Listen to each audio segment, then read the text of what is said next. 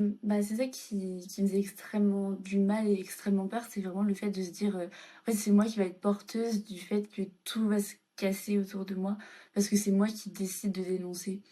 Et donc, en fait, au départ, je m'en voulais énormément parce que je me disais, en fait, je me trouvais égoïste parce que je me disais, c'est pas parce que moi, je ne supporte pas cette violence que je dois la dénoncer, alors que mes frères et sœurs semblent bah, s'en accommoder, quoi.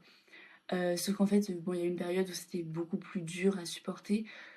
Euh, et donc, bah, au final, ma psy, après, elle m'a dit que voilà, elle avait prévenu les services sociaux et que du coup, très très vite, j'allais devoir comment bah, dénoncer, faire une enquête.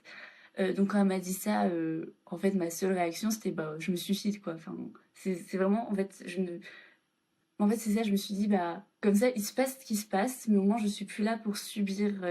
Parce qu'en fait, j'avais extrêmement peur qu'en fait, juste personne ne prenne au sérieux, que juste la dénonciation soit faite et qu'en fait, juste mon père s'en sorte indemne et que juste, bah, lui, il me détruise derrière.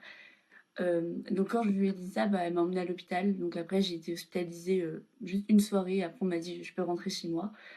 Ma mère, du coup, à ce moment-là, elle a su que j'allais dénoncer mon père. Donc c'est à partir de ce moment-là que la relation avec ma mère s'est vraiment, vraiment dégradée.